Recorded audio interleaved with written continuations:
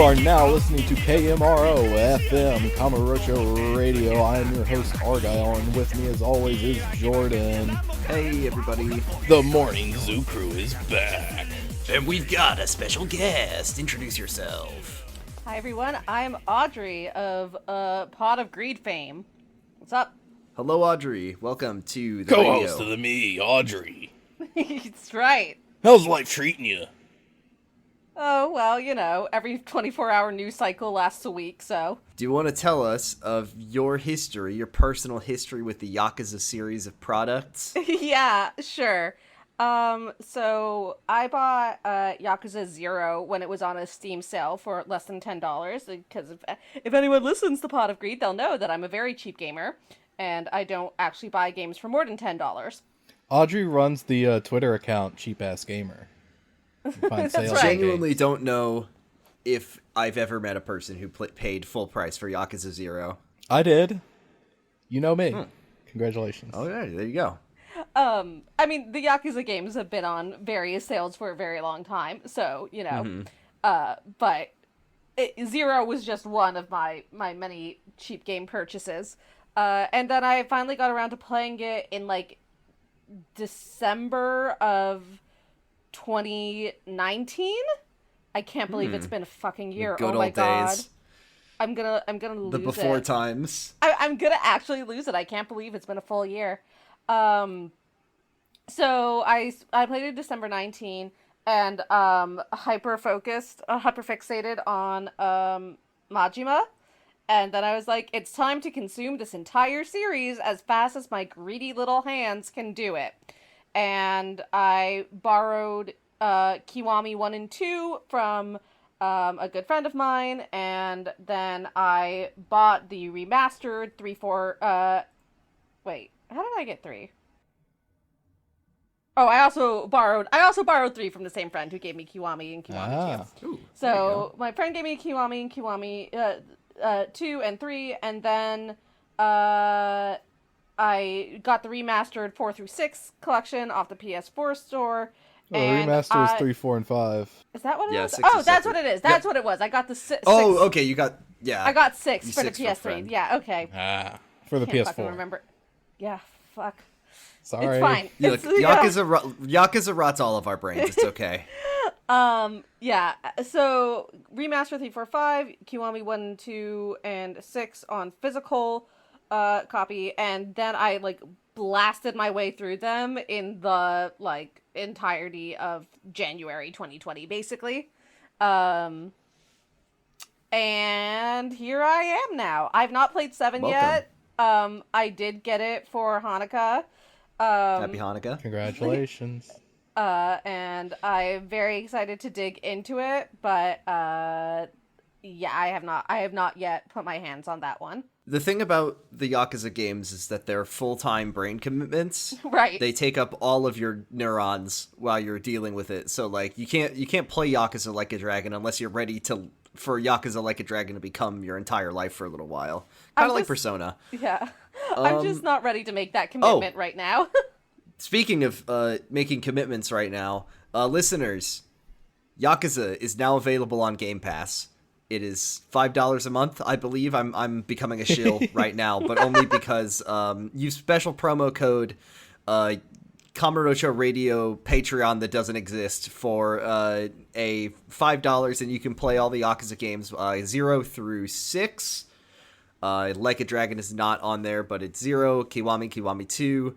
Then the remastered 3, 4, 5, and Yakuza 6, The Song of Life are now all available on PC and Xbox, which to me means you have no excuse besides I can't run it or I don't have time. Those are your only excuses left to not play at least one of these. That explains earlier today, at the time of recording, friend of the show, Cyrix Z, writer of the famous Game Facts guys, said that he got a downvote on one of his Game Facts guides for Yakuza 5. I was losing my mind when when it doesn't have Cyrix Xbox said, controls. He said, yeah, like, this happened, what, today? And someone was like, why are there no Xbox controls on this guide that has been out for years? Thank you, Siri. Happy Yakuza Xbox. I'm expecting full controller remapping by the end of the day, or I'm also downvoting that guide. So Listen to me, young man. I think we're on a time limited episode, so I think it's time to delve and dive into chapter 11, Honor and Humanity. Yes. This one, what do you think? What are we thinking of this one? I think I liked it's a pretty fucking I liked cool it more chapter. than I liked it more than last week. I pretty sick. did forget about half of it. But Yeah, I mean, iconic, a lot of it. Some of it's busy iconic work. chapter for sure. It is an iconic chapter. It makes me feel sad in my heart. Because it is my favorite character at his not best moments, let's say. Some of these Yeah, are really questionable. When they wrote, so obviously we have Audrey on this week. This is a Majima appears one of 3 times in this entire game in this chapter, and this is a chapter written before he became the series fan favorite that he is today. And we'll talk more about the evolution of Goro Majima when we get to Yakuza 2. Yeah. In what, 3 weeks, I guess, is the last episode of this game, which is exciting. So Yay. 1 month we'll be talking about Yakuza 2. But they didn't know that he was going to become the beloved comic relief silly man that he is today. So he does make some questionable choices and maybe becomes problematic this week. I'm sorry, everybody. Just a little bit. Yeah. Just a bit. Well...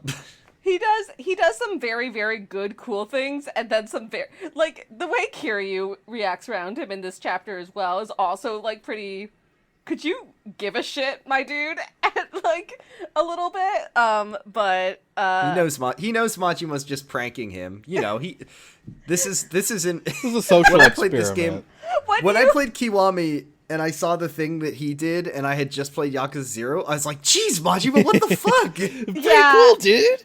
yeah, it's pretty bad coming off of 0, actually, like, really incredibly questionable choices. Just quite Do unpleasant. we want to So just get into the chapter? Yeah. so we begin the chapter at But Purgatory. first- But first. Oh, wait, really? No, I'm fucking with you. Fuck you. Trolled.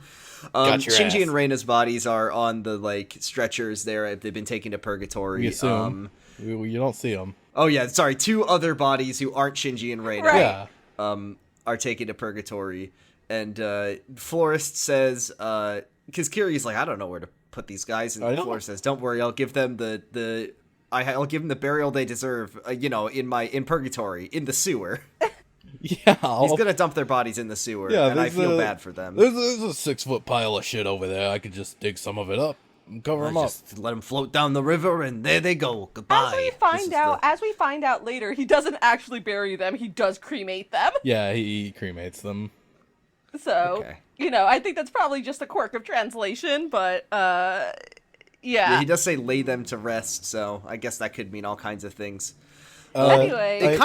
It kind of upsets me that the florist has cremation. Yeah, I was about to capabilities point in that his- out. Yeah, he has a crematorium in here. That's not I great. mean- Is he just like sticking their bodies on the like trash can fire of West Park? I think because he's Yeah. using, like, fire traps that are in the Coliseum or something.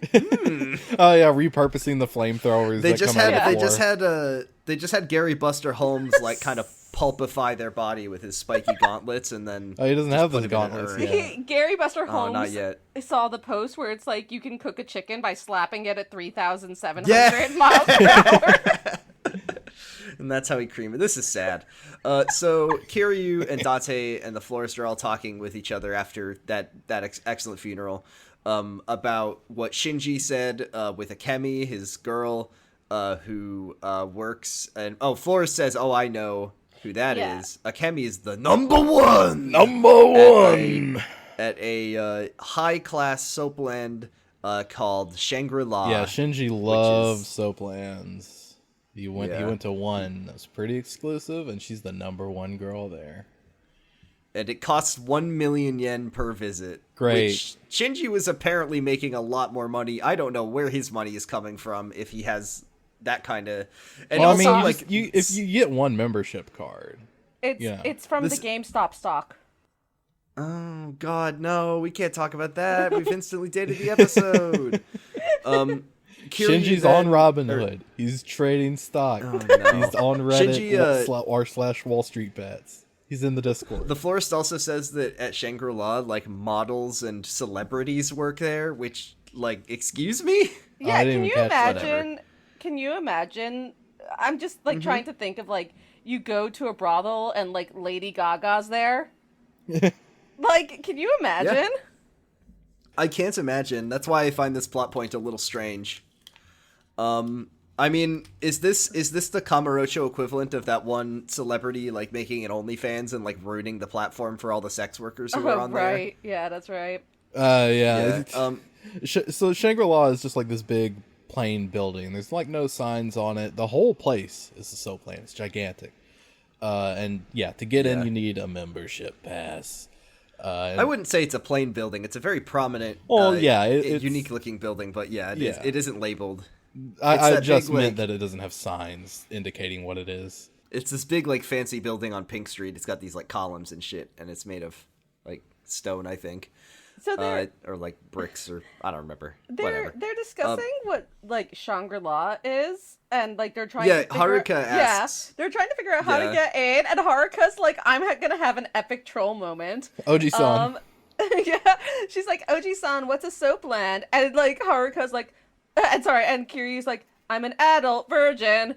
It plays the goofy music as all the adults in the room just like, well, it's kind of like a bathhouse. It's like a sauna. Like a sauna. And that Haruka's just like, nah, I'm just kidding. I've been in Kamurocho a long time. I know what a fucking soapland is. There were two. I've decided that I think I've decided that I'm fully like, besides the excess profanity, I like the dub. I think the dub is pretty good for 2005. I think for a game that was dubbed and localized in 2005, they did a pretty good job. I'm thinking of other games that were dubbed and localized around that time, and none of them really matched this quality so much.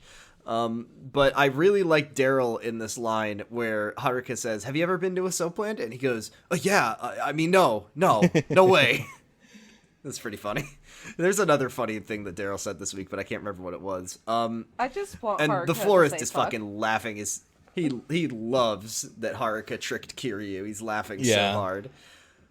So our first step in this chapter, and this is the part of this chapter that I completely forgot about, is getting into Shangri-La. Yeah. Because we need an ID card or a membership card, and the florist says go to Club Shine, and go meet a girl named Chin-mei, and she'll get you a membership card. Yeah, this is the Hostess Club chapter, just in case you haven't visited any of these places. Right. This is this chapter is like speed dating for corporate espionage. That's an interesting way to put it. Sounds exciting and sexy. So you go to Club Shine, and there's this weird interaction with the guy at the door where you're like, "Hey, is Shinmei here?" And he says, "No, she's in the back." And you say, "Okay, I'd like to talk to her," and then you just talk to her. Like, what was the point of him saying that? No, she's not here. She's in the back. Like, because the plot of Yakuza 0, or Yakuza Kiwami, my bad, is that characters are dead set on wasting Kiryu's time, and even if that doesn't translate to like gameplay elements, they're still gonna throw in extra lines of text just to waste Kiryu's time a little more. Waste his time. 2005. Is Chinmei here? Yeah, she's in the bathroom. You're gonna need to make 2 minutes actual time. You're gonna need to go and get some pocket tissues and bring it to her. Buy a drink. This is like a Hideo Kojima game at this point. Like, you have to wait 2 weeks, and if you do, then Nishiki will die of old age, and the game just ends. So we meet Shinmei. She explains to Kiryu that she will give him the membership card if he does a favor for her. She's an illegal immigrant, and she keeps getting almost caught and deported by the police. And she says that there's a famous counterfeiter in Kamurocho called the Forger. Who will... I have to... It's the counterfeiter in the English, so thank you, localizers, for doing your greatest jobs. There's one thing I want to... She says, find the... Oh, sorry. I just want to point out, like, as Kiryu goes through all of these like host club segments as well throughout like the entire thing, like every single one of them opens with the girl he talks to going like, "Hey, Oni-san, want to have fun?" He's like, "No, I don't. I want information." And they're like, I've never I hate had having fun. In my life. I've never had fun in my life. I especially am not having fun right now. Will it lead to The content? only woman I've ever. I know one woman and she just died. Yeah, I know one woman and she just died. Like, the kid I was supposed to be looking after, not the kid, but like my junior in the family I used to belong to just kicked it as well. So, like, no, I'm not here to have fun. Please, can you just give me the card? If I wanted to have fun, I'd go do Pocket Circuit. Oh, wait. Oh.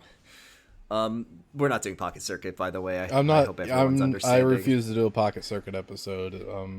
For this one. If the Pocket Circuit sub story in Yakuza 0 is that all the kids from It's fun. All the Yakuza kids are 0 grown up and they and still love it's Pocket cute. Circuit or whatever, and you need to find a successor for Pocket And Circuit Fighter. Yeah, the fighter is like 40 years old, and then he goes back to still a Hiroshima or virgin. something to work at his. Oh yeah, he's still a virgin, and I think at the end he was like, "I'm going back to move to my parents' tofu shop" or something like that. And that's everything that happens, and I think at some point you race Majima. There you go. That was a full episode. So Kiryu agrees to go meet with the counterfeiter who is at a different hostess club called Jewel, and she says go to Jewel and meet a woman named Ayaka. She's our contact, and say that you're looking for the forger or the counterfeiter, and then she'll. I've never take understood the you point to- of having multiple hostess clubs in the same. Yep.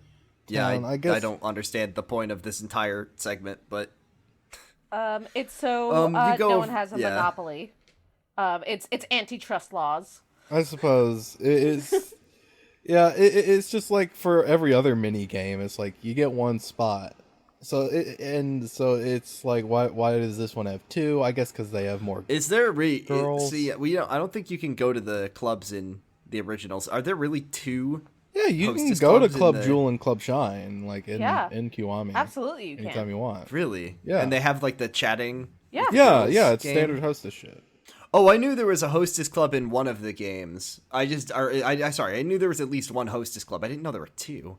Oh, That yeah. is Yeah, absolutely no, and bizarre. actually a little later on, because if you go to what's it called, like BEM or whatever, the other place you go to later Yeah. on in this, the guy there is the one who like tells you all about the different hostesses at like the 3 different host clubs. I think there's 3 of them. I think there's like one more, Is that? or maybe I'm just thinking of Stardust, but You might just be thinking of Stardust. I might yeah, just be I thinking think of it's just Jewel and Shine, and then Jewel, he Shine, might and also Stardust. he might also tell you about like Bikini Bar Asia if you want to see titties. that's what it is. It's Bikini Bar Asia is the last one. That's what I was thinking about. So we go to Jewel, and we meet with It's spelled Ayaka. JUUL, Club Jewel. Yeah, Kiryu finally gets into vaping. I was just like, oh, what if there was a Yakuza character who vapes? But then I remember that there is Ichiban does see a person vaping. He in discovers Yakuza what 7, and he's vaping like, what the is at the beginning It's of the the game. first. If anyone vapes, it surely it would be what's his name? Why can't I think of his name? Yakami from Judgment, but he's still smoking cigarettes. Yeah, but I think he he's- would vape. He looks like a yeah. guy who would vape. Yeah, he'd probably switch over to vaping. So we go to Bar Jewel, and Ayaka's like, I don't know who the fuck you're talking about with this counterfeiter. Please leave. And then Kiryu leaves, and then outside there's 2 guys with gigantic fucking Dark Souls long swords, and they're just like, Well, yeah. we're here to find the counterfeiter. We're gonna find and kill the counterfeiter. Then you go back in and find that, You're like, surely like, I'll shaking- have a fight now, but no. yeah, you're like, I'm gonna have a fight in this small bar, but then This is the biggest before twist in the a whole fight game. happens- Yeah, the woman who runs the bar, the mama, takes a bottle, smashes them over the head. Ayaka smashes one of them over the head, and then they leave. When Kiryu sees that happen, I feel like he was rocked to his core. That he was like, "Wait, I didn't do that. Yeah. Excuse me? Also, I didn't know other people could do that." Other people When, have heat actions? when you talk to the guy on the ground after these 2 ladies kick their asses, he specifically says like, "Oh, they're probably going to Public Park 3, which is where I saw them hand out those passports. Oh, I'm gonna cut them to pieces." It's like, thank you, plot relevant side conversation. Yeah, he just hands out this information. Chinese mafia caricatures. Yeah. So thankfully he gave us a name, address, and phone number of where to go, which is Public Park 3. We head down there. And the guys are there first. There are 100 men with 100 swords. I think there's about 4 actually. There's I think like 6, and and one of them has 2 swords, and he sees Kiryu, and he says, "Hey, wait a minute. You're the guy who something fake passport snake flower triad. I still haven't understood really the plot of this storyline." Hey, you're Kiryu from Yakuza. Can I have your autograph? You beat up my boss. I think I could probably you beat up take my boss. you. I will kill you with all my swords. Yeah. This fight sucks. Does it? This fight is hard. This is kind of a normal fight against guys with swords. Not in the original one, when you have much less, when your dodge abilities are way limited, and every one of these guys can do like a jump slash. Nice. And every attack knocks you over. It is a very grisly fight. And once again, the dodging in this game, I mean, it's not just like, oh, you can double quick step with certain level ups in this. It's like when you quick step, it is a resource. You can quick step like once every second. Yeah. It's wild. So this fight is very hard, and I almost died. Yeah, I mean, Kiwami has plenty of ways to deal with blades, so it's not a huge deal. Yeah. And like we established in the last episode or whatever, these aren't even technically swords. These are daggers, which have way more ways to counter. Yeah, there's nothing you can do about this. And then one of the guys has like a special moveset with 2 daggers, or 2 swords. Ooh. Anyways, 2 swords, bitch. 2 swords, bitch.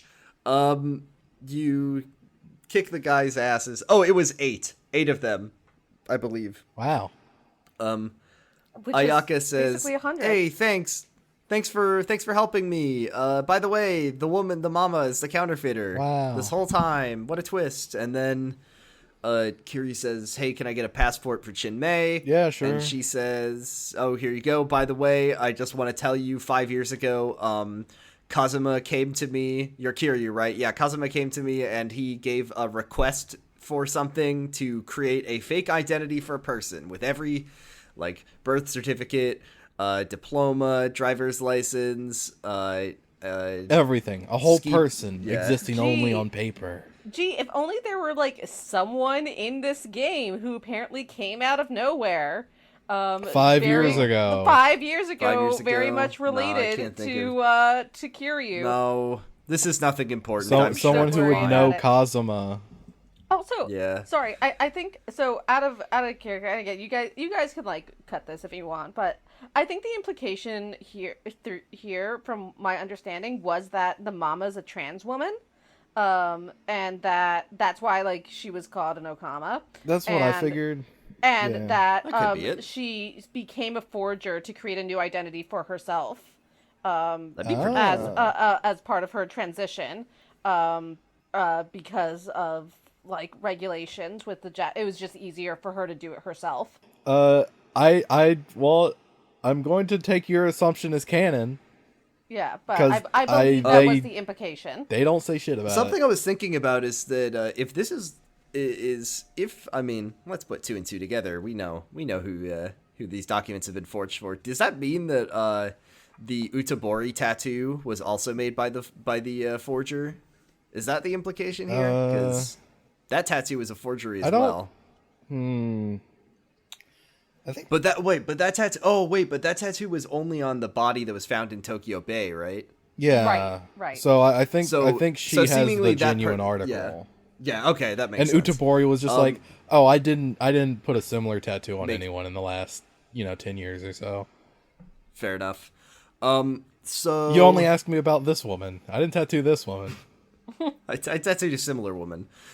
So we go back to Club Shine, give Chinmei the passport. She says, "Hey, Kiryu, I lied to you." And I'm like, "No, no, Shinmei, please, I want to just do the rest of this chapter. Don't make me waste more time. And she says, I'm going to waste your fucking time, Kiryu. Waste his she says, time, 2005. Kiryu, I'm so sorry. I gave it to Masutatsu Mizuono. He's at the men's entertainment booth. I'm so sorry, Kiryu. He was so, I was just trying to so get, cool Also, to I me. gave I it was to just him, trying to like, get a passport. Also, I gave it to him like years ago and just didn't tell you because we Yeah. used to live together and he was my boyfriend and he was really, really kind to me. And even though, we stopped being together, I wanted to thank him. Sorry. That's a really weird thing to give someone for A soapland like membership. after you're getting out of a long. Hey, thank you for being a good boyfriend.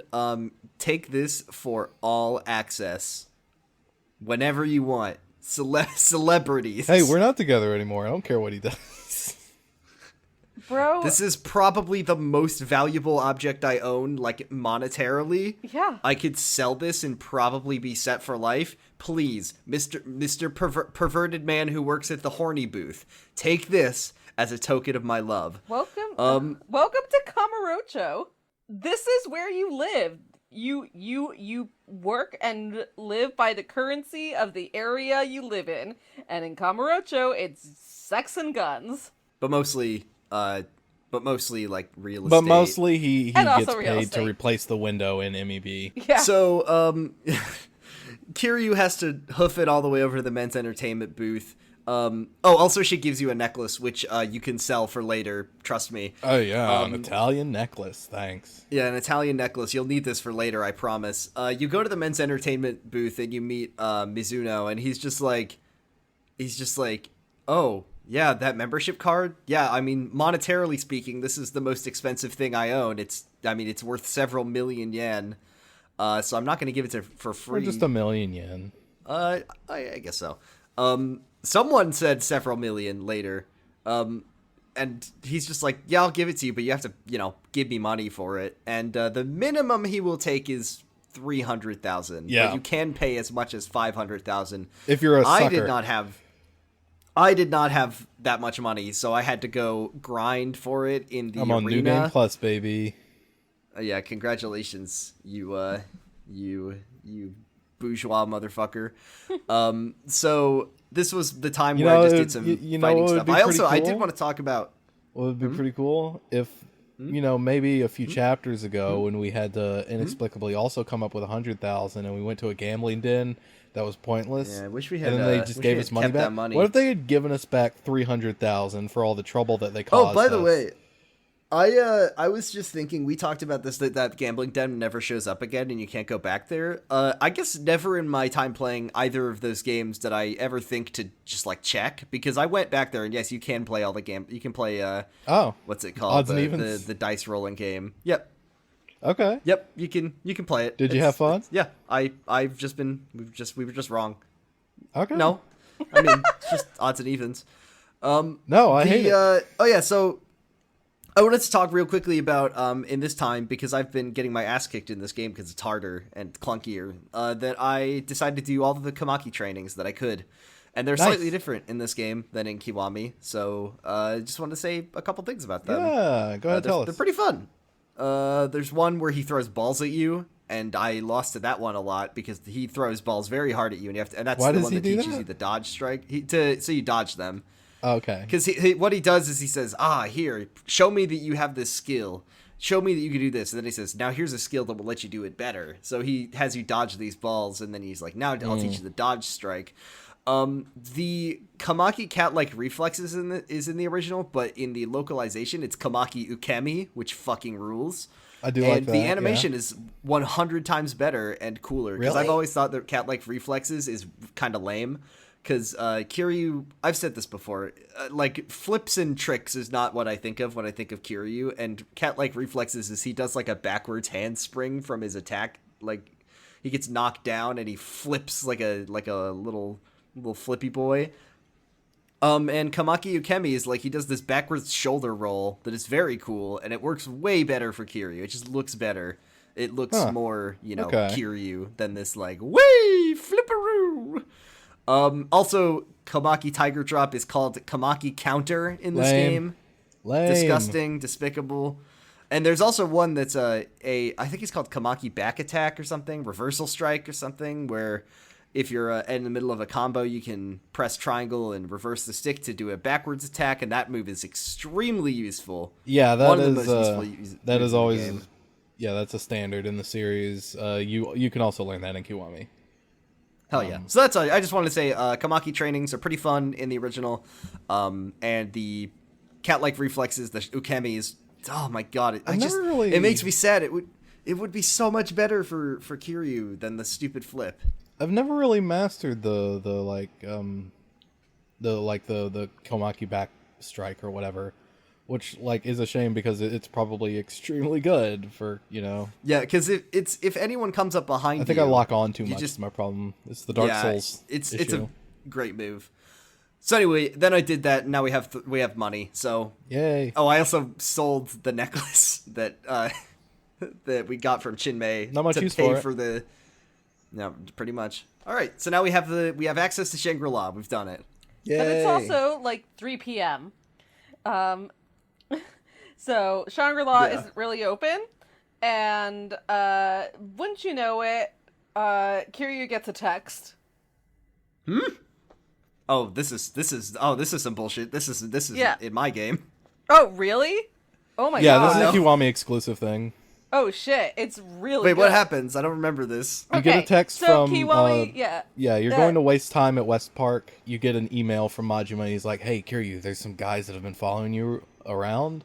It's making me nervous, but I've got a plan. Just meet me at the docks. We'll take care of them.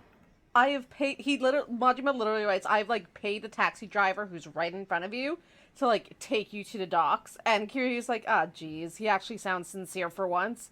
All right, I don't have to go to Shangri-La yet. I'm going to, I guess I will follow Nissan's advice and go. And so he gets into a cab, and the cab's it's going to be $6.65. Oh, wait, you're Kiryu. Never mind. You've been paid. And, thanks, Majima. Brings him over to the docks. Where Majima is waiting for him. And Kiryu's like, okay, so you think this is going to, shake them? And Majima's like, I didn't say that. Where did you get that from? And, he turns, Kiryu's like, what are you talking about? And Majima, is like, hey, look, they're right there. And it's like, I told you I had a plan. Yeah. I didn't tell you we were shaking them. You read that. Here comes the clown patrol right now. Yeah, the bunch of goons walk up and they're like, hey, it's Kiryu. We've been fucking following you all year. We're waiting for you. It's us. We're ex-Dojima guys, and we're here to beat you up and kill you, I guess. Well, the current Dojima guys. Well, I mean, they're ex-Dojima because the man's dead and the family doesn't exist anymore. Oh, well, yeah, okay. Well, yeah, I guess. Kiryu just looks at Majima. He's like, this was your plan? And Majima's like, yeah, once we get rid of these guys, then I can fight you for real. We keep getting interrupted. And Kiryu's this makes no sense for the chapter that this is happening in. Why did they do this now? I don't know. I will explain later. There is a little bit a little bit of a reason why this happens, I guess. And Kiryu's exasperated. He's like, I can't believe that this is what you called me out here for. And Majima's like, what did you expect, honestly? And he's like, anyway, let's clean these guys up and then we can fight. So there's the fight, and Majima and Kiryu fight together. It's a dozen of these former Dojima guys, then at the end of it, you get once Kiryu knocks this is in the out battle, by the way. final... This is not a post-battle cutscene. This is in the fight engine. Your health bar still on the screen. Right. So as Kiryu knocks out the last person, you get one of as you go through in I guess in Kiwami and Kiwami 2. I'm not sure about the original ones. The long battles. Yeah, long battles. There'll be screens of people more guys joining the fight or whatever. You get something like that here, but instead of more people joining to fight, one of the Dojima goons, who'd been knocked down previously, reaches for a gun and shoots Majima right in the stomach. Yeah. Who falls... Wait, what? Yeah, who falls back into the water, and then the fight ends. That is the end of the fight. The last thing you see the fight is ends as it like fades to blue is like the water like settling as he sinks in. And okay. And Kiryu like looks at it for a second, and this is like not Kiryu's best moment, I will say. Yeah. Kiryu looks over and he's like, Majima, he's not coming up.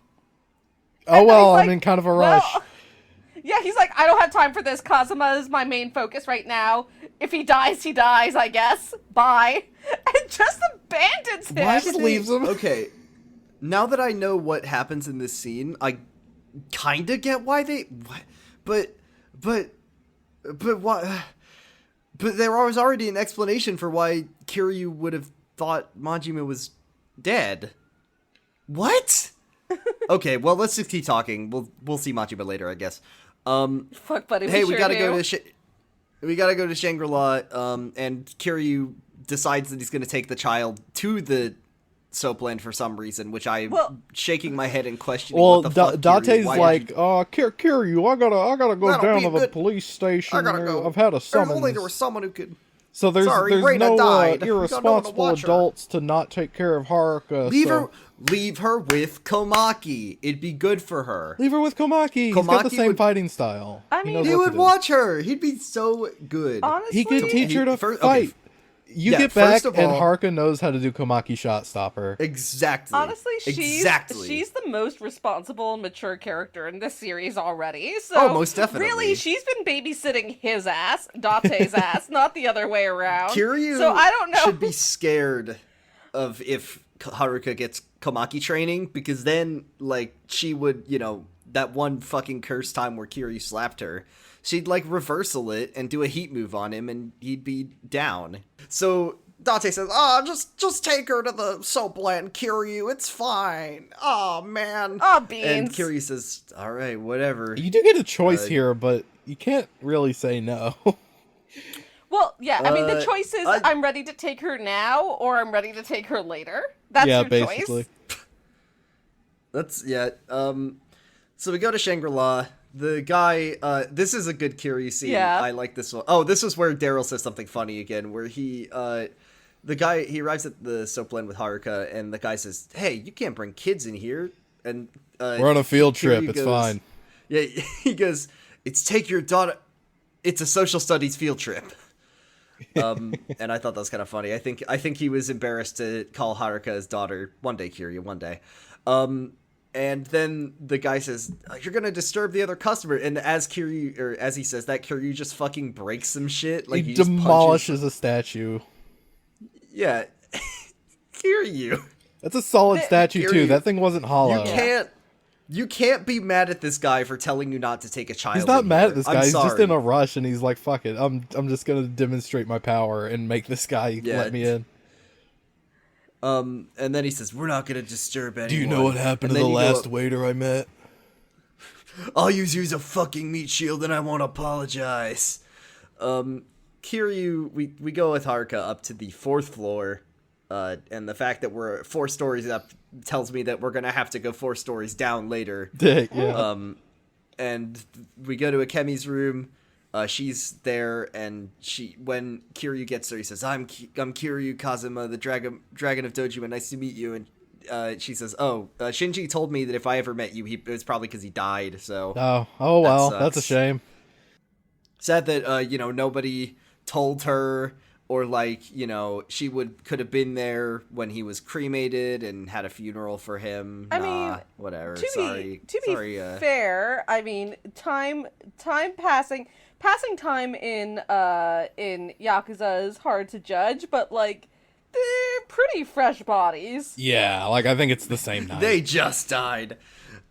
She then talks about how sad she is about the fact that Shinji died, and that, he just, like, out of the blue proposed, and she says, this guy, he was a real goofball.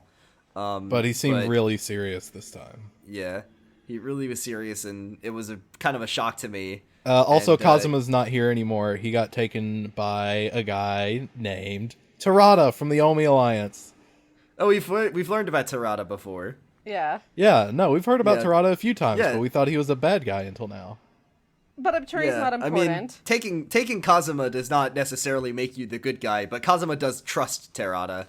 So, Yeah. yeah. Reminder to our listeners that Specifically, Kiryu hears that, like, he's taken by Terada of the Omi Alliance, and Kiryu's like, are you sure that he was on Shinji's side, Akemi? And Akemi's like, yeah, Shinji trusted him, like, very implicitly, which is why I trusted him as well.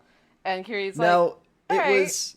Alright. The deal was, right, that Shimano wanted to work with the Snake Flower Triad to get Haruka, and then wasn't it that Terada was also in on that deal? Yeah, Terada was that who it gonna get... or was Terada working with Nishiki? Terada was working with Nishiki, but I think it was just that Shimano was like, oh, Terada, you could work with me. I'll give you a cut of the tin bill or whatever. Right. He was gonna give him the cut. Yeah, he was gonna give him like $2 billion Yeah. of it or something. I mean... So not a very trustworthy guy, that Terada, I guess, but we'll see. I mean, generally speaking, though, like, Shimano made deals with, like, literally everyone, because... Shimano tried to sell out the fucking Tojo clan to the Omi every time he ate lunch. Yeah! He's like... Where can I get a delicious smile burger? Excuse me, chairman of the Omi Alliance. If you get me a hamburger, I will basically just let you. I'll take gladly over give Kamurocho. you the Tojo Clan Tuesday for a hamburger I would today. gladly hand over Kamurocho for a donut and just like Homer Simpson. And then every time, for some reason, he always got away without any consequences. And he still got the fucking donut. It's because so like Yeah. Shimano spent like a third of his time trying to fuck Dojima, a third of his time trying to fuck Majima specifically, and a third of the time trying to fuck the rest of the entire Tojo clan. Like, Yeah, he really just wants to cause problems on purpose. Like, that is literally all that Shimano lives for. I'm gonna cause problems on purpose until they make me chairman. If the Omi Alliance puts me in charge of Kamurocho, I can get free smile burgers whenever I want, free fugu platters at all the best restaurants. I can go to Sushi's He's just Online. such a fucking asshole. I can't believe they keep this guy around. So, yeah, Akemi tells us that, she says, "Hey, I'm sorry for some... I don't know why she apologized, but she apologizes, and yeah, we learned that Terada has Kazuma on a boat. And then we learn one more thing. Oh yeah, she says, hey, Terada has Kazuma, and he took him to a boat, and it does look exactly like the boat from Yakuza 0, but it's a different boat. You have to trust me. We're not reusing these assets. And we also definitely didn't set the climax of Yakuza 0 on a boat, because we knew we were going to make Kiwami in a year, and we wanted to have the boat from the boat fight. And also the railgun section. The railgun section. Yeah, railgun section? No, rail shooter. The rail shooter section, and also the fight through the Tojo HQ. This is not the reason that we modeled all that stuff, was because we knew we were going to make this game where those are iconic scenes. Don't worry about it. And then we learned one more thing, which is that Shinji said that Nishiki was after one thing besides the 10 billion yen, which is Chairman Masaru Sera had a will. Yes. And that will decides who becomes the fourth chairman of the Tojo clan. And Nishiki, I don't think he wants it, but I think he wants to destroy the will. Yeah, he wants to destroy it so that the identity of the fourth chairman is up in the air. It could just be anyone. Yeah, exactly. Any guesses who Nishiki doesn't want to become fourth chairman? Right. So everyone wants to cause problems on purpose, basically. That's sort of the MO of the Yakuza games. And then what happens next, Audrey? I'll let you say it. Oh god. Yeah, okay. So, like, Kiryu's sort of reeling through these various revelations that Akemi's just laid on him, like, one after another. And then there's a rumbly and a tumbly of the Shangri-La. And, welcome to Goro Majima's Truck Simulator 2005. Because he has driven a semi right through the entrance of... I like the line he says, and Mark Hamill, once again, great job. I'm so sorry you don't remember this at all. So funny. I like, he might as well say, let's cause problems on purpose, because he just says, let's fuck this shit up! That's good. He just ran... The thing is that I don't think this scene is ever explained in, like, why... He didn't do this for any reason. He just wanted to. He's the Joker. Yeah, he just did it because he wanted to run a truck into this building. Because he's not working with Nishiki, he's not working with Shimano. Well, I mean, I guess he's working with Shimano, but that's not why he's doing this. He just did it because he's twisted, I guess. Yeah, he just did it because Kiryu's here. He did it because Kiryu left him for dead at the docks. Now, reminder that the last time we saw Majima in my game was when one of his own guys stabbed him. Like, he protected Kiryu, and he said, no one gets to kill Kiryu but me. And then that was and then he collapsed, and then they took him away in an ambulance. And that was the last time we saw Majima until he ran a truck through the building. Now we need to head to the lobby and fight the Majima family. And there's an action sequence, and it's not that exciting. There's guns. Don't like that. It's it is the bulk of the fighting in this chapter, is fighting your way back down from the top of Shangri-La to the lobby. Yeah, it's another long battle. We love those. There's guys with sofas. There's guys with throwing knives. There's a lot of hallways. It is much shorter in the original than I remember it being in the more interesting scenery than, like, your typical just like plain office or whatever. Yeah, Shangri-La is like this marble and shiny and like this very ornate building, which is interesting for other games. We get to the bottom, we get to the lobby, Majima's there, and he says, I'm gonna become problematic! I'm making bad decisions. Yeah, when Kiryu sees him, and this is literally the reason that they did this scene, I guess, was because Kiryu says, Majima, I thought you died. Yeah. And he says that in my game too, but the reason he says that is because the last time we saw Majima was because he got stabbed. So I genuinely don't know why they added in an extra scene where Majima Well, it's because you have to be able to do Majima everywhere in between those two moments. So they couldn't have just edited out the line when people have been really mad. Well, no, they basically just plugged the new models into the old cutscene, so like they're not going to redo that. They couldn't have I guess they couldn't have reanimated the lip sync and plus Majima has what like are you doing here? A bandage on his tummy in this scene, so they need to have a reason for that, despite the fact that he didn't have that in any of the million fights that he did between now and then. Oh my god, that's so dumb. I love it. This is when Majima takes a random sex worker hostage with his knife and puts it to her throat. It's really bad. Yeah, this is the character from Yakuza 0 that, like, this is why this Zero is a great game, but kind of a bad setup to this game and a bad setup for Majima, because he's just like, he's like holding this knife to this woman. He's like, "Come on, sweaty, you're delicious. Try to smile, haha. I can make you my bitch." He says to the woman. Oh my god. Okay. I think it's kind of funny. Majima, he's so funny. The way it resolves, but yeah, at first it's like, oh Jesus. Yeah, so he really becomes Jonker in the dub, huh? But yeah, he is Jonker in the dub. I mean, the sub is not quite as disgusting. Hey, you want to be my girl? You could be my Harley Quinn.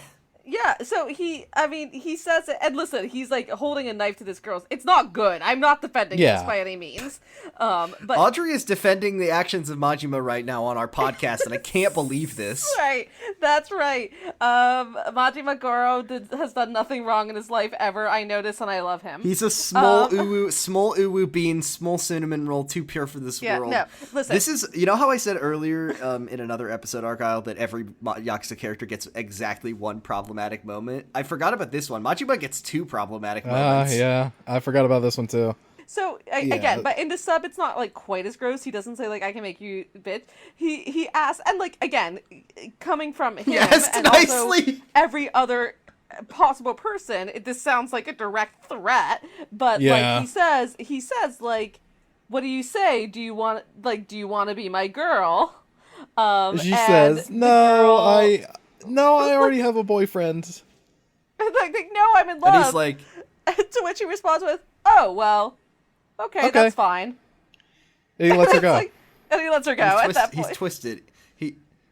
I drank the respecting women juice, Kiryu-chan. And Kiryu's like, but not enough to respect women enough not to hold a knife. When to a their woman Right, sets and Kiryu- boundaries, Kiryu-chan, I know how to respect it. Kiryu's like, I don't know what literally, that what voice the was. fuck, dude?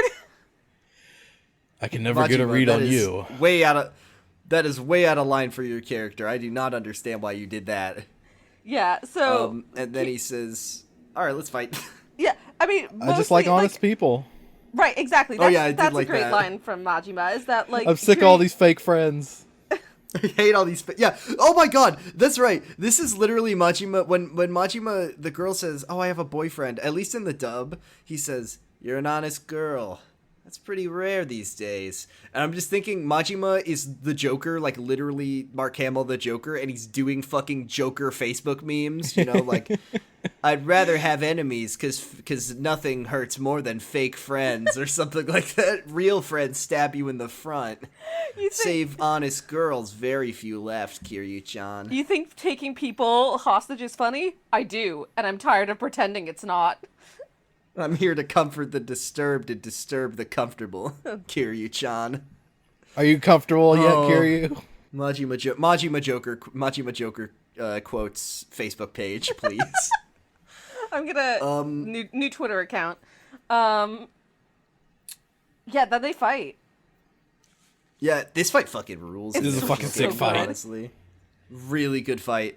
Even with the clunky controls, you know the best kinds of boss fights are the bosses that fight like you do. Mm-hmm. So even though Majima has a knife, he's also like quick stepping and grabs and all that stuff. So it really is. And also, unlike the other fight, this one's 1-on-1. The last time we fought Majima, he had 20 guys with him and they all had bats and it sucked. This fight fucking rules. Yeah, and he's got heat say- actions Really gotta, like, too. time your dodges. Yeah, so like he starts off in Mad Dog style in Kiwami. You're fighting on the first floor of In the Shangri-La. lobby, yeah. You fight him for a while, and then you go into a fucking quick time event where like the whole building kind of shifts and rumbles, and like they're losing their balance, and Majima's just like, fuck yeah, this fucking rules, and he runs forward, tackles Kiryu to the ground, and punches through the floor, and they both fall through. What a good, I just, he's having a great day and you gotta respect that. He loves it. I will say, like, in like really difficult boss fights, I tend to like start losing feeling in my like arms and stomach, actually, weirdly, while trying to get through them, because I'm like so tense going through them. And I basically spent this entire fight like losing feelings in my arms and stomach and like crying, "Nissan, please stop." Please, Majima, please. I just literally like 3 hours ago beat Dark Souls on another playthrough, and it was the first time I did the DLC.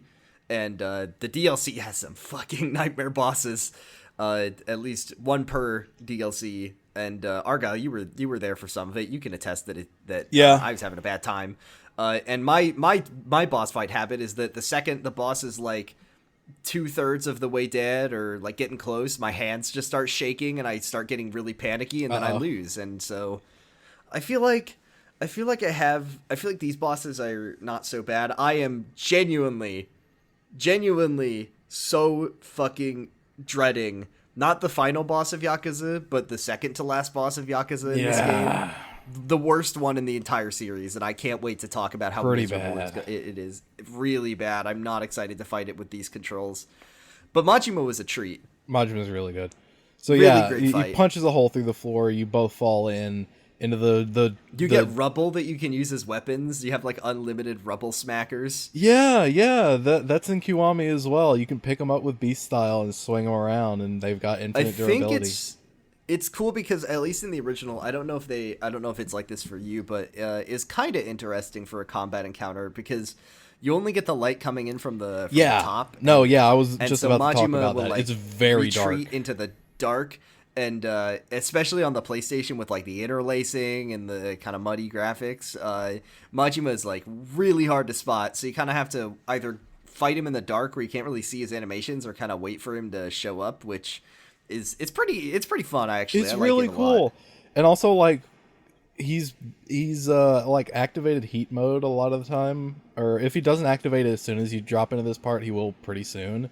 So he's like, just like on fire. In the yeah, darkness. yeah, you can. Well, yeah, but it looks real fucking cool. Like you both just got like your auras around you, and that's all you can see, like swinging What around. is It looks really cool. Is he in the original or in Kiwami? Doesn't he switch to breaker style? Yeah, here, he switches to thug style when you break through thug the style. floor. Yes, yeah. He's Majima's knife moves are pretty cool. He mainly just does like these thrusts and he does a jump attack. So it's not like Mad Dog style where he does his like spinning tornado move or anything. So it's very manageable, but you do have to have your dodge game right, and he dodges way too much for you to be able to hit him. So you have to time your attacks really well. So it kind of straddles the line between really tedious, like fucking Arase from last week, the second to worst fight in the game. But I think it's just aggressive enough and just dodge intensive enough that it's very fun. I really like this fight. Yeah, it's a good And this fight. is on like, clunky Yakuza 2005 It feels like they controls. kind of retuned his styles even for the boss fight, so that they don't feel the same that they do when you're fighting him in Majima Everywhere. Like they feel a bit different to fight against, like a lot better, in my opinion. It's a good fight. Kiryu wins, obviously. Gets out of the basement somehow. Yeah, when you beat Majima, at least in the dub, he goes, Kiryu, Kazuma-chan, you're a real hard ass. You're pretty good. You're pretty good. He's so stupid. I'm sorry. He's so stupidly in love with like Kiryu. It's like embarrassing for him. It's literally Majima's like literally like, oh, you want to fuck me so bad, it makes you look stupid. It's like. It's so cringe. Kiryu punches Majima in the face and he just says, I'm gonna become the freaking Joker! Majima says, you should be addicted to shutting the fuck up. And Kiryu counters with, you want to fuck me so bad it makes you look stupid. That's like their entire relationship. Oh, God. The relationship between Kiryu and Majima is so confusing and complicated. And so, like, Majima... Once again, they do not know who this character is for at least 3 games. That's what it is in this. That's what it is in this game. It becomes a much more... it's like every time their relationship is so even weird by because 2, it's like it's basically what it's going to be for the rest of the series. I mean, by the end of this game, actually, you know, the choices that Kiryu makes. And the, like, sort of implicit trust that, like, those choices depend on him having in Majima, are, it's a very complicated relationship, but it does become, Yeah, it's really strange that they, like, he trusts Majima like he does, given, like, what he has gone through, but, I mean, the only thing that makes sense for me is that, like, you know, in the context of what we'll describe as the canon of the series, which fucking RGG made the original game non-canonical by creating the prequel in certain ways that are kind of funny, is that Kiryu implicitly trusts Majima because he remembers what he did with Makoto. Like, he remembers that situation, and because of that, he's like, no matter how twisted this guy is, I know that deep down, you know, he's a really dependable person, and he has, you know, he has a heart, I guess, but... Yeah, it's very funny moving from this game. Yeah, that's kind of a read on it. But it's also, I don't know if, like, in Yakuza 1 he really has that kind of relationship with him. There's not really a situation where he needs to trust Majima for anything like he has in but by the time games. of 2, like, I feel like they develop a little bit more, and Majima just... He doesn't really even antagonize Kiryu anymore. He's just like, hey, we're friends now. Yeah. This is the weird thing, and this is the Majima episode, because, by the way, spoiler alert, this is the last time Majima appears in the game proper. At least for me, I will not see Majima again until the next game. You will, because, you know, he's everywhere.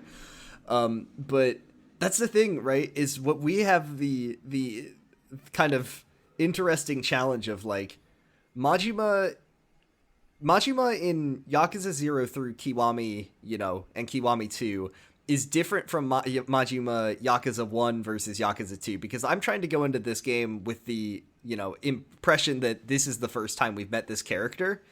So that's why Yakuza 0 is such a weird game for this series, is because, like, they tried to write Majima sort of in to Kiwami with the everywhere thing to make his like story with Kiryu kind of mesh a little better. But the way he acts in Everywhere and the way he acts in the story are very different. And then the way he acts in the next game is even more different. He's so more openly antagonistic in the story. Yeah. Yeah. I mean, the thing where the line that Majima says when he gets stabbed in the batting cages where he says, no one gets to kill Kiryu besides me, makes no fucking sense for, like, any of the... Like, Majima would never kill Kiryu. Right. It is not anything that would even remotely cross his mind. Because, I mean... as dumb as it is, he loves him very much, and also he's the only person that he knows besides the one guy that we'll talk about later. I guess we did see the flashback in Yakuza 0. So we know. We can't say Saejima. Yeah, you can say Saejima. I also want to say, like, after this game, as Majima sort of climbs the ranks of the Tojo clan and comes out from under the thumb of power of some of the other people who have been, like, really controlling his life for decades at this point.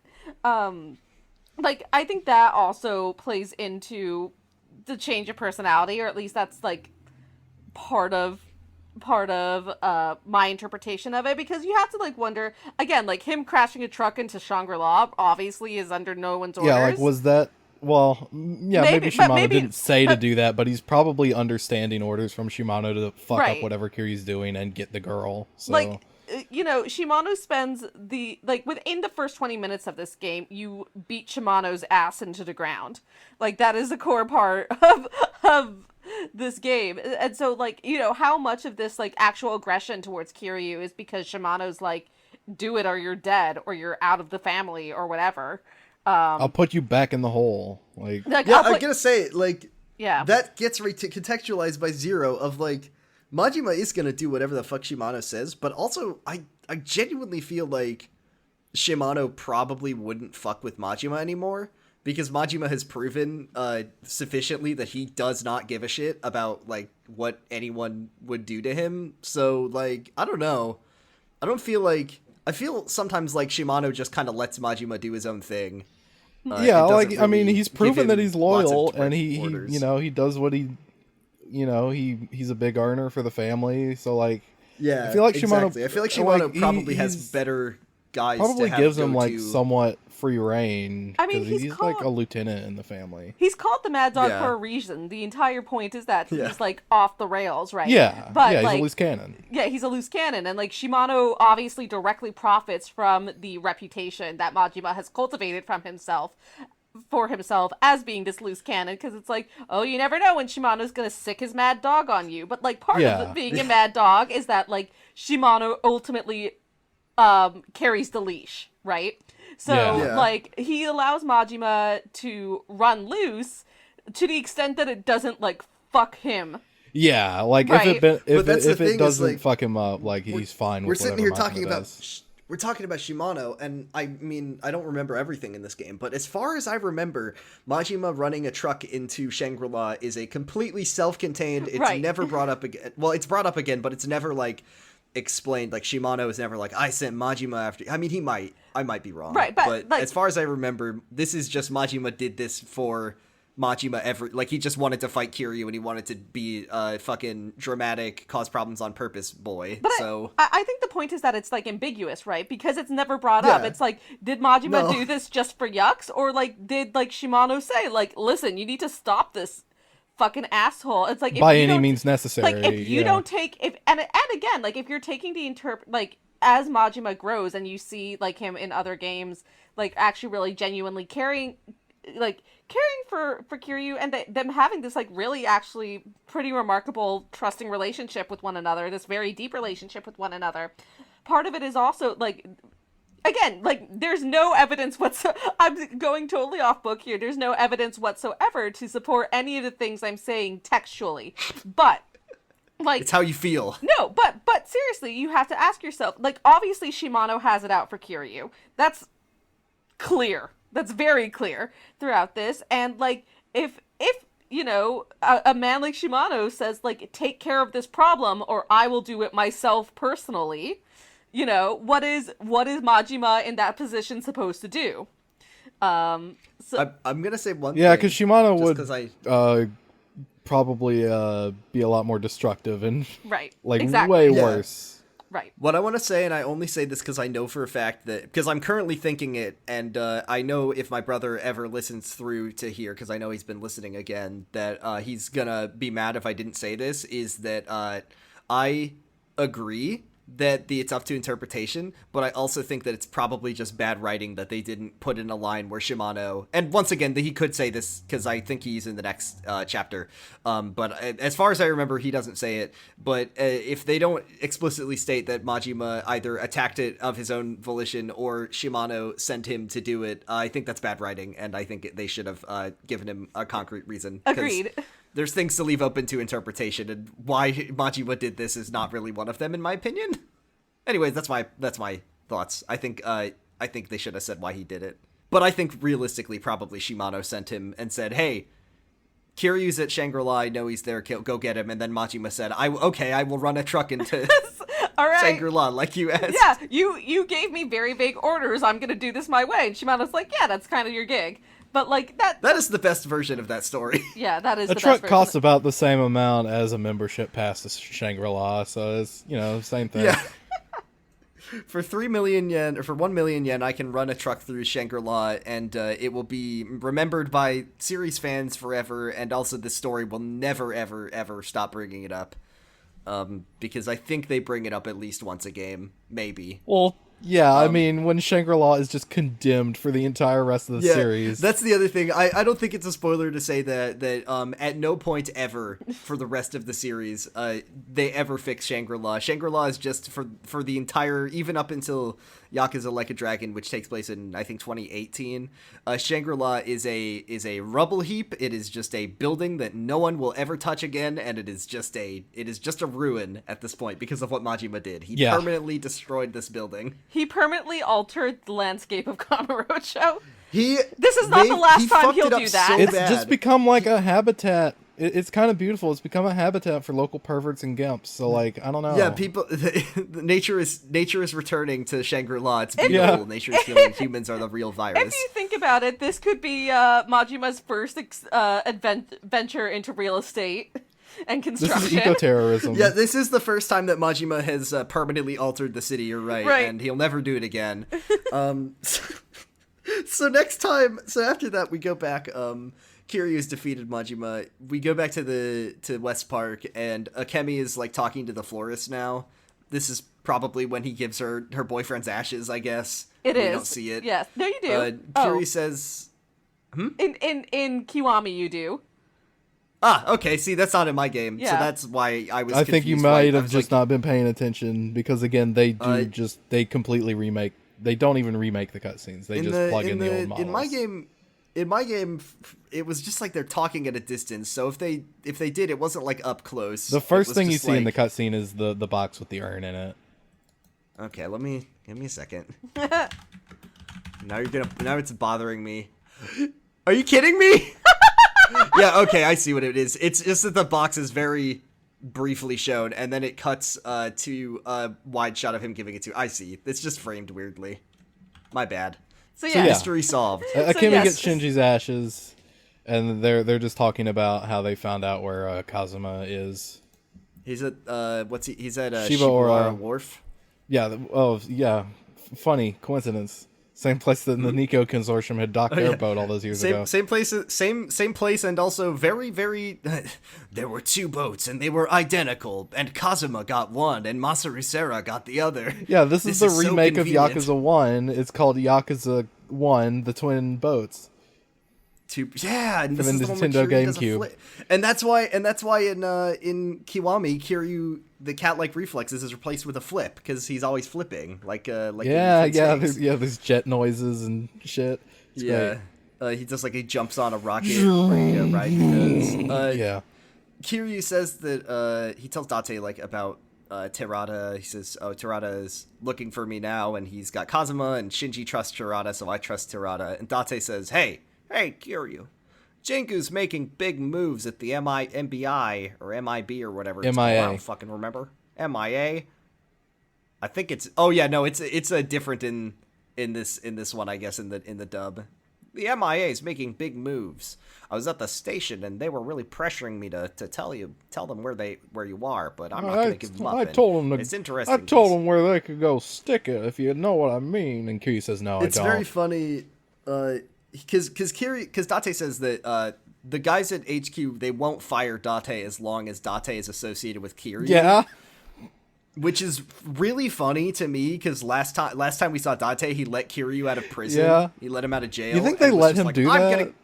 I mean, I guess is he just... Well, I was going to say they want him to keep tabs on Kiryu because they had him in a jail cell. Like, they had him in one place that he couldn't leave, and Date fucked it up so bad. So I don't understand why they... Kiryu's obviously a member of the 1%. Jail cannot stop him. He will always be released on bail. At this point in the story, honestly, the only logical option that Kamurocho PD has, and I'm not saying this, I'm not a boot boy, I fucking hate the cops, but I'm just saying that from their perspective, the only option is to put both Kiryu and Date in jail for the various things that they've done, and it's kind of baffling to me that Date is a free man at this moment from what he's been up to and what he's done, and like Kiryu and Date got into a high-speed shootout on the highway, and he let Kiryu out of jail. Like, he broke him out of jail, which is definitely not cool. Not. I feel like the PD is looking at them and going, guess they'll die. The fact is that Date did all these things and then went back to the station. Like, he's been at the station after he did those. I thought he's just allowed to go back. You think it's like the MIA is like, okay, we are never going to find the 10 billion yen on our own, but if we just keep tabs on Date and Kiryu, they'll find it, and then we can just take it from them. They just know that Date's going to follow Kiryu wherever, and Kiryu's going to lead them. Like, Date's going to lead them right to... sad puppy dog. Yeah, because they know, Kiryu's not going to give it up, but Date will 100% give it up, and he's always following Kiryu around, so they just follow Date, they get to the 10 billion. More to the point, Kiryu has Haruka. Yeah, exactly. It's... Once again, everything in the story is Date's fault. This is a fact. He asks Kiryu if he's ready to go to Shibuya Wharf, and you say yes, and the chapter ends. Yeah, and the chapter ends. That's it. And that's the time that Majima ran a card. Why is this chapter called Honor and Humanity? Or why is it called that? Neither of those things are exemplified by the actions of anyone in this chapter. Nothing in this. No one said it. No, it didn't get brought up. It's about Akemi and Shinji. Okay. I don't know. It's about honoring your agreement to give someone a card to a brothel. Nice. That is the chapter. Next week we will be covering chapter 12, Reunited. It's the boat chapter, and it's also reunited with that boat, baby.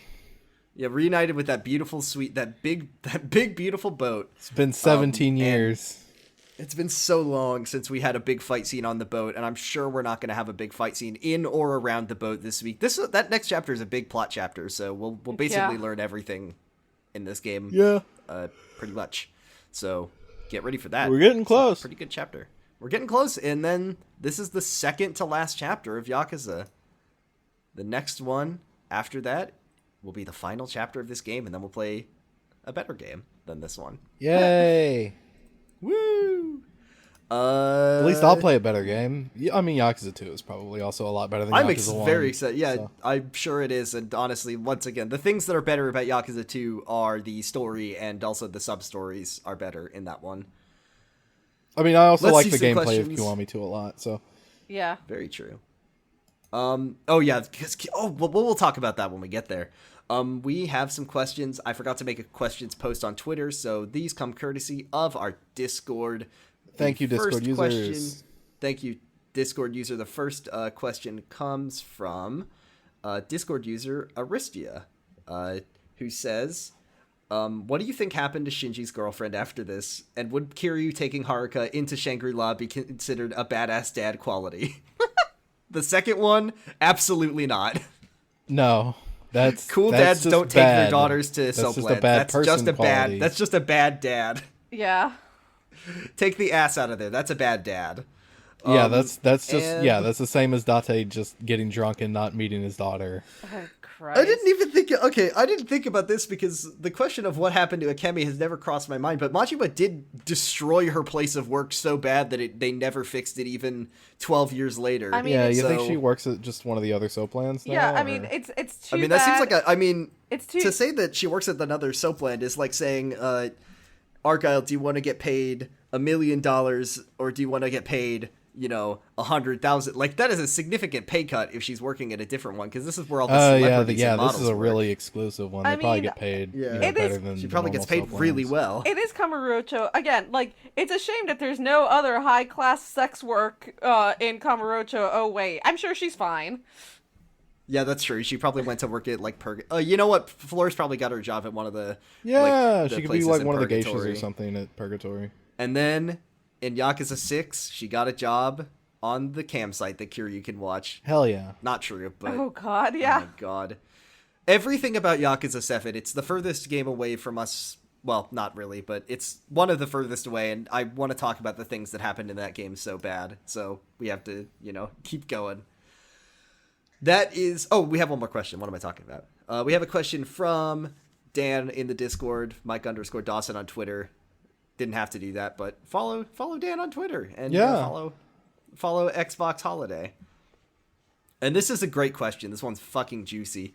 It says... What's another video game character that you think would drive a truck directly into a soapland? I could imagine the boss from Saints Row doing something like that. That is a Saints Row-ass move. Yeah. In fact, Trevor Majima is a from Grand Saints Theft Auto Row-ass 5, character. as long as we're just Yeah, on... Trevor would do it. Yeah. The Joker, obviously, from like the Arkham games would do it. I would say another Joker from Mass Effect would do it. Yeah, he would drive the Normandy straight into... or the Normandy or a Mako straight into, yeah. There are no trucks in this world, but Sheogorath from Elder Scrolls would definitely drive like a big... Well, you know what he would do is he would drive a meteor into the soapland that is called the City of Vivek, or into Vardenfell. Just a little bit of Morrowind lore for all you Morrowind heads out there. I'm you also wake up, it's the beginning of Skyrim, you wake up, you're in the back of the truck as Majima drives it into the you're finally awake! I'm hyperventulating. Yeah, exactly. I'm hyperventilating right now thinking about this scene, but instead of Majima, it's Revolver Ocelot, and instead of Kiryu, it's Big Boss. Oh, okay. Yeah. Okay. Like Yes. when There he you drove go. the hover Come on. chair up into the MiG. Yeah! I think Sans Undertale would do it. Okay. I think All right. he would drive a truck into somewhere in the below Yeah, into the underground. the underground. Yeah, He'd just drive it into... Yeah, but it'd be very irreverent. He wouldn't be, like, trying to kill it. It would be funny. He Right, would drive yeah. it into his own house. he would drive it into Asgore's house. I think, That's pretty good. There you go. and then he would climb out and look in the mirror, and after all this, it's still him. It's after all this, it's still Goro Majima. Yeah. Those are our questions. Thank you very much. I'll try to remember to put Twitter post up next week. Where are the Audrey, knives? where can we find... Oh, it's right here. Yeah. Thank you for joining us this week. Where can we find you? Thank you for having me. I've been Audrey. You can find me on Twitter and Tumblr at Optimum on Prime, which is my funny robot internet joke.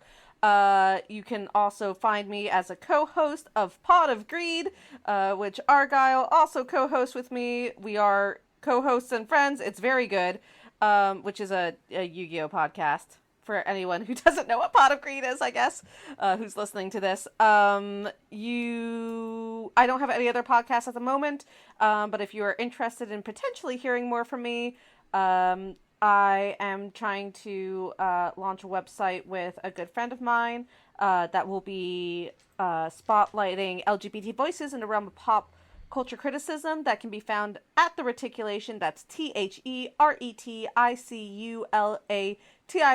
on Tumblr, Facebook, and Twitter. Nice.